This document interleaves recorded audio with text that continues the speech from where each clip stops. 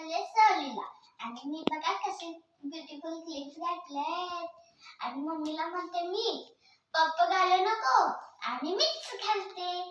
तर चला आता आपण पॅकिंग करूया. मी आहे ना डब्बा घेतलाय. डब्यात काय काय घेतले? मटकीची भाजी, चपाती. काय मागवत होतीस तू? मी मागितलं होतं काय बरं गुलगुले. मग गुलगुले सगळं गोड खाऊन पोट भरेल का?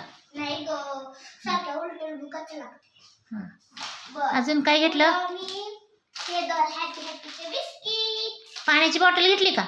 घेतली, भरली आत्ताच. हो हं. एवढी मोठी. हं.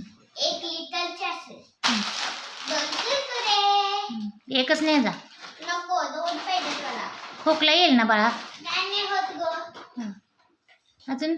आणि वही पेन. हां.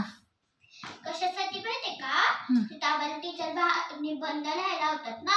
हं. मग तिथलंच येता येता लिहिलं तर काय हे आहे हं. टेन्शनच नाही ना. हं. येऊनच राहायचं दुसऱ्या वहीत. हं. चला, ह्यात मी पेन ठेवते हं. आणि ह्यात वही ठेवते. ह्यात ठेवते बघ.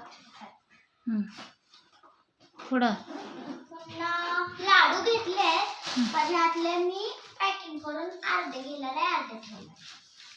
ते लाडू माझ्या मैत्रिणीनं पिल्लूची सहल जाणार आहे म्हणून गिफ्ट केलेत. पुढचे आहेत ते आणि पाठीमागचे रवा लाडू मी केलेले आहेत घरी. ऐका, आणि आता माझी झाली पॅकिंग. हां. अशा पैकी मी हॅट घेते, घालते. कंप्लीट. ह्या पिल्लूच्या सहलीवरून एक प्रसंग आठवला. आम्ही लहान लहान होतो आणि आमच्याही गावी तुम्हाला सांगायचं डोंगरावरती आमची सहल गेलेली होती आणि माझ्या मम्मीला मी म्हटलं मम्मा मला काय गोड खाऊ करून देणार ग.